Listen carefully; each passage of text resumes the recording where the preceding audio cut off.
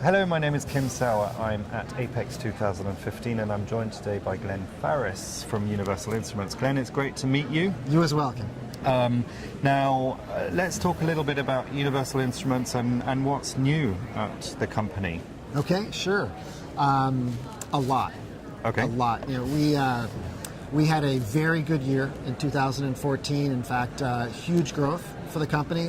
Last year, market grew maybe 20%. Mm-hmm. Universal Instruments actually saw about 30% growth in our revenues last year, and it was really around the world, mm-hmm. but a lot of it was in the Asia market. You know, it was a strong year last year, but it was driven by the fact that, you know, that from an assembly point of view, customers continue to be challenged by very complex end-of-line assembly applications. And a lot of our focus is in that area. Mm-hmm. And so we were able to capture a lot of share in those segments of the marketplace for surface mount, so mm-hmm. back end of the line. Mm-hmm. We also were able to capture a lot of share in general back end automation. Mm-hmm. And those two things together enabled us to get, you know, to enjoy actually very, very strong revenue growth last year.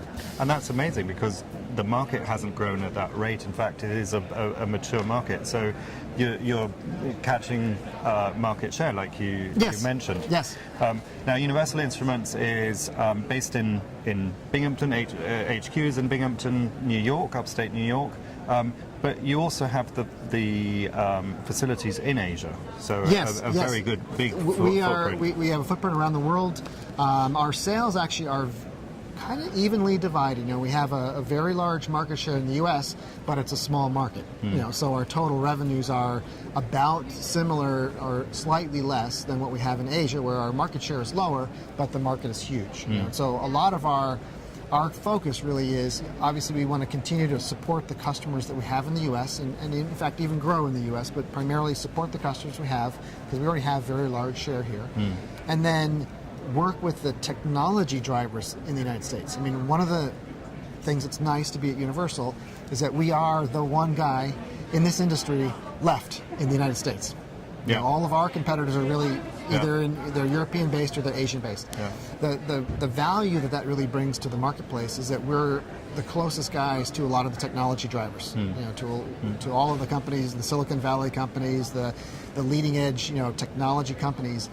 They're based in the U.S. and they really appreciate being able to work with an American-based company to develop next generation technology and, you know, to enable them to take their innovation into a manufacturing environment. Sure. So between our equipment businesses and our advanced process lab business, we work very closely with a number of those technology drivers. That gives us a benefit in terms of our products being aligned to those next generation assembly requirements, which we then can deploy not just in the States, but around the world, whether it's in Europe or in Asia. Yeah, and that's a great situation to be in. Let's talk a little bit about the American market. So what you talked about NPI, you talked about development, and that's always been a strong point about not only USA, but also in Europe we're seeing that. But there's also some talk about reshoring, other people say right-shoring or onshoring, whatever it might be, but there's business being deployed back to the States. Are you finding that? My personal view, honestly, is that I think long-term what's happening is that people will manufacture, they'll try to set up their manufacturing so they've always got manufacturing close to the customers. So is there a huge customer base in the Americas? Absolutely. And does it make sense to therefore have manufacturing close to those customers here? In many cases, absolutely it does. And so we've seen more manufacturing, if you will, in the United States perhaps than we had in the past. Although I would really say we've seen less manufacturing go away. Okay, it's really what's happening. It's just not going away anymore. It's here. And what manufacturing is here is maybe evolving over time, and it's more focused on specific applications where they want to be close to the technology driver and they want to be close to the end customer, the American customer. And so that's helped our business here a lot. But as you said, a lot of the business here, it's not the super high volume stuff. You know, mobile phone manufacturing in the United States, you know, Google tried it a year ago, didn't work out for them. I don't see it happening. That's in Asia. And Going to stay in Asia. I agree with you. But other applications, server boards and other things like that in the United States or in Mexico, absolutely. And so a lot of our focus here is to, again, work with the technology guys, drive solutions against those types of applications we see here, but also work closely with those smaller shops that are really around, they're all about NPI. And the product we brought out 2 years ago at this show, the Fusion platform we introduced here, has been a runaway success for us. And what the company said, I can't take credit for this one, it was before my time, so but what the company believed was that Fusion, what the market needed was a solution that really focused on utilization. Not just CPH, but utilization, because if you looked at the utilization in the market, it was abysmally low, okay? Especially in small job shop NPI types of areas. So we came out with the Fusion, and the Fusion was designed all around how to improve a factory floor utilization or surface mount line utilization. And we've proven it again and again with customers. So each year in the last couple of years, we have gained essentially about 100 new customers every year in the last 2 years. A lot of those in the States that are focused on NPI, focused on small lot, very high mix, low volume applications, and we've just gotten an enormous number of new customers in that area.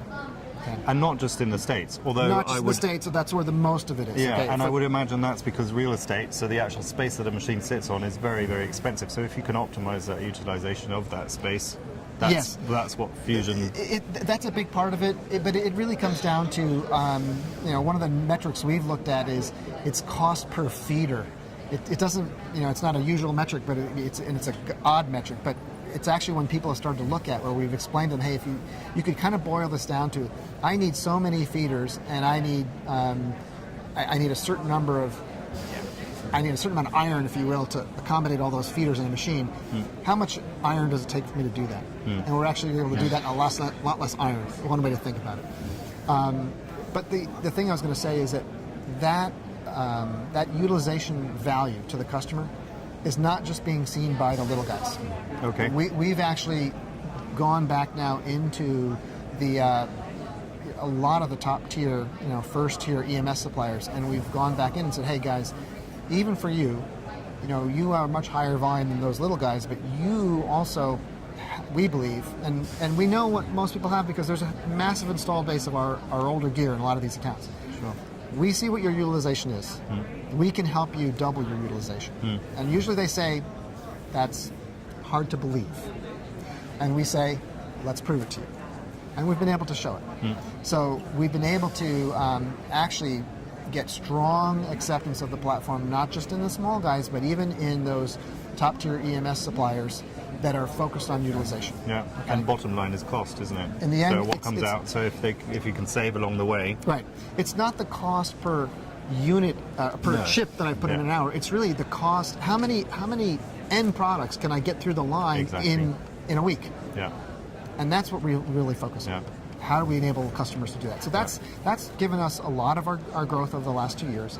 But in addition to that, in the very high volume lines, one of the, let's call it a knock, right? But or a reputation. Universal is not the guy that's going to be at the front end of a line doing high-speed chip shooting for a mobile phone.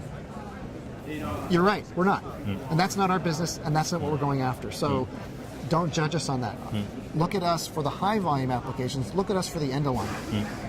And what are the complex things you need to do at the end of the line, and do you need a machine that can have enough flexibility to enable you to do the most complex, but even some of the parts that maybe have trouble on some of these more modular machines. And the largest customers in the world say, yes, Universal's the right supplier for that, and so we enjoy very good market share in that area, even at the largest, highest volume manufacturers in the world. So that's a great case study as well, just to see on a relatively mature market, a flat market, to see that sort of growth. Yeah, to be able to see growth. Yeah. So congratulations on that, and thank you very much for taking time out of busy show schedule. I'm sure you have to talk to us today. Oh, you're absolutely welcome. Appreciate it. Thank you. It's good talking to you. Thank you.